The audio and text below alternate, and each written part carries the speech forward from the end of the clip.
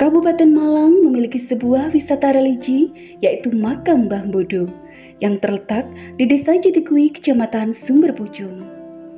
Makam ini dipercaya oleh masyarakat sekitar adalah makam seorang komandan perang dari Kerajaan Mataram yang telah gugur dalam peperangan saat menaklukkan pemberontakan kerajaan-kerajaan Brangwetan, yaitu Malang, Pasuruan, dan Lumajang. Baik sahabat jendela, kali ini kita telah berada di Makam Mbah Bodo yang terletak di Desa Jatikui, Kecamatan Sumber Pucung, Kabupaten Malang. Untuk mengulas seperti apa selebihnya mengenai sejarah makam tersebut, jangan kemana-mana, simak terus perjalanan kita.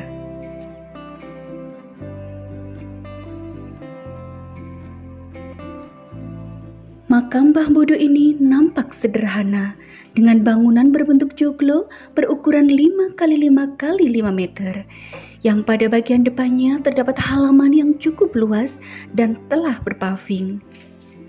Lokasinya tepat berada di tepi jalan raya arah Malang, Blitar.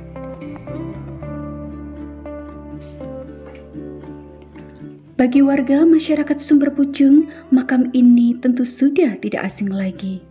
Mereka mempercayai bahwa makam Mbah Bodo adalah Tumenggung Surontani yang hingga kini makam ini dikeramatkan oleh warga sekitar makam.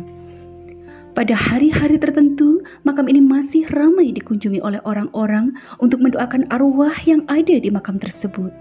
Bahkan telah menjadi tradisi masyarakat sekitar makam Mbah Bodo bila mempunyai hajatan besar seperti bersih desa, pesta pernikahan, khitanan, maupun mengadakan pentas seni dan lain-lain. Yang sebelumnya selalu mengadakan ritual selamatan di lokasi makam tersebut, yang intinya untuk berdoa kepada Tuhan Yang Maha Esa agar diberi keselamatan dan kelancaran maksud hajatannya. Warga sempat mengistilahkannya sebagai pamit menyangkang bau rekso atau bedah kerawang desa, atau minta izin secara spiritual kepada Mbah Bodo. Siapakah sesungguhnya jati diri Mbah Bodo? Terdapat beberapa versi cerita mengenai Mbah Bodo. Salah satu versi menyatakan bahwa Mbah Bodo adalah Tumenggung Surontani yang dijuluki dengan Joko Bodo. Karena jejaka tersebut meskipun sakti tetapi bodoh. Bodoh karena sudah tahu hutan itu adalah berbahaya, sangat angker atau wingit, tidak boleh dijamah dengan tangan manusia. Siapa yang melanggar peraturan akan menemui azal. Namun, hal tersebut tetap dilanggar juga oleh Mbah Bodo. Akhirnya, beliau mati dalam pertempuran, yang kemudian karena kebodohannya, Tumenggung Surontani dijuluki dengan Joko Bodo, dan saat ini makamnya disebut dengan Makam Mbah Bodo. Versi yang lainnya menyatakan bahwa konon pada zaman dulu wilayah Jenggolo atau yang saat ini disebut Kepanjen di bawah perintah Panji Pulangjiwo dan istrinya Proboretno yang juga seorang prajurit wanita. Panji Pulangjiwo Mbalelo dari kerajaan induknya yaitu Mataram. Sehingga kerajaan memerintahkan seorang senopati ternama yaitu Tumenggung Surontani untuk memerangi Jenggolo. Tumenggung Surontani yang sakti mandraguna memiliki senjata pusaka yang ampuh bernama Cinde Puspito.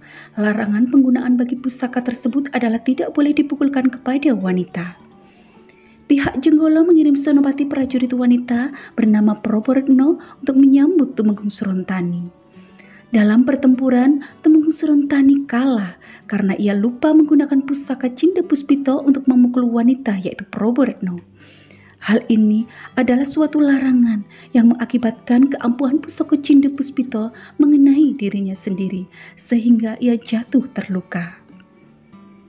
Sebelum meninggal, Ki Surontani sempat menyesali diri, merasa sangat bodoh kenapa sampai melanggar larangan tersebut.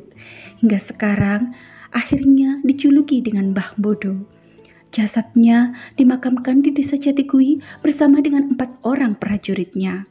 Saat ini di sekitar makam disebut dinamakan Dukuh Bodo. Adapun versi lainnya menyatakan bahwa Ki Joko Bodo adalah seorang komandan perang kerajaan Mataram untuk memerangi Panji Pulangjiwo dari Kepanjian yang bermaksud melepaskan diri dari kerajaan Mataram. Dikisahkan bahwa Jogobodo adalah seorang komandan perang yang sakti mandraguna, memiliki senjata pusaka yang ampuh, pusakopi andal berupa sebilah keris kolomunyeng. Larangan penggunaan dari senjata pusaka tersebut adalah tidak boleh digunakan untuk membunuh perempuan, karena akan berakibat membawa kesialan bagi pemiliknya. Sayangnya, kelemahan Jogobodo berhasil diketahui oleh Panji Pulongjiwo. Mengetahui hal itu, Panji Pulongjiwo mengirim panglima perang wanita yang sakti mandraguna, juga istrinya sendiri yaitu Proboretno. Senjata pusaka ampuh yang dimiliki Proboretno adalah Jinde Puspito. Dengan majunya Proboretno sebagai panglima perang, diharapkan Jogobodo akan dapat dikalahkan dan tidak akan berani menggunakan senjata pusaka ampuhnya. Pada suatu pertempuran yang dahsyat antara Jogobodo melawan Proboretno, Jogobodo terdesak dan hampir mengalami kekalahan. Untuk menyudahi perlawanan Proboretno, akhirnya dengan terpaksa harus mengeluarkan senjata pamungkasnya, keris kolomunyeng. Pada akhirnya, Proboretno gugur oleh tusukan senjata pamungkas Jogobodo. Tetapi Jogobodo telah melanggar pantangan keris kolomunyeng, yaitu tidak boleh ditusukkan kepada perempuan. Matinya Proboretno membuat marah Panji Pulongjiwo. Panji Pulongjiwo maju sendiri menjadi panglima perang dengan menaiki kuda perang kesayangannya bernama Sosrobahu. Terjadilah perang pertempuran hebat antara pasukan Jogobodo melawan pasukan Panji Pulongjiwo. Kuda yang ditunggangi Panji Pulongjiwo bedal mengamuk menerjang pasukan Mataram yang dipimpin Jogobodo. Tempat bedalnya kuda Panji Pulongjiwo itu kini disebut Bedali Kulon atau bagian timur desa Jatikerto.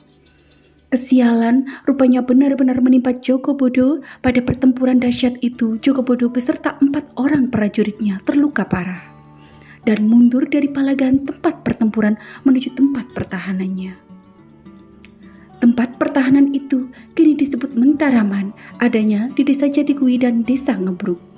Namun, akibat luka yang parah, Jogobodo dan 4 orang prajuritnya tidak kuat lagi meneruskan perjalanan dan sesampainya di suatu tempat, akhirnya jatuh tersungkur menyusur tanah.